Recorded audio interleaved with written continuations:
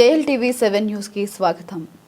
ఆదివారం 18వ తేదీన జరగనున్న నూతనంగా ఎన్నికైన కురుమ సర్పంచ్ ఉప సర్పంచ్ల సన్మానం కార్యక్రమాలు నాగోల్లో జరగనున్నాయని తెలంగాణ రాష్ట్ర కురుమ సంఘం నేతలు తెలిపారు. ఇటీవల జరిగిన తెలంగాణ రాష్ట్రంలో గ్రామ పంచాయతీ ఎన్నికల్లో కురుమ సామాజిక వర్గానికి చెందిన సర్పంచ్ ఉప సర్పంచ్లకు రాష్ట్ర కురుమ సంఘం పెద్ద ఎత్తున సన్మాన కార్యక్రమాలు చేపట్టింది.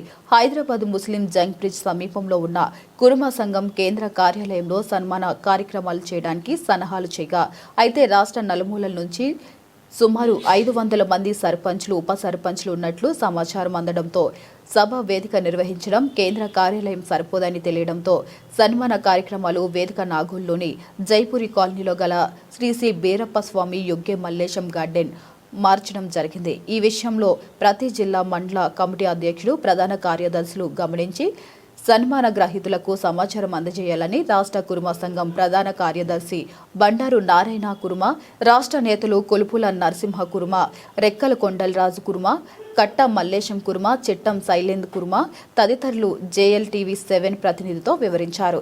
తెలంగాణ రాష్ట్ర కురుమ సంఘం అధ్యక్షుడు కురుమ రత్న మాజీ ఎమ్మెల్సీ యొగ్గే మల్లేశం కురుమ ఆధ్వర్యంలో జరుగుతున్న సన్మాన సభ కార్యక్రమంలో అధిక సంఖ్యలో పాల్గొని విజయవంతం చేయాలని వారు విజ్ఞప్తి చేశారు.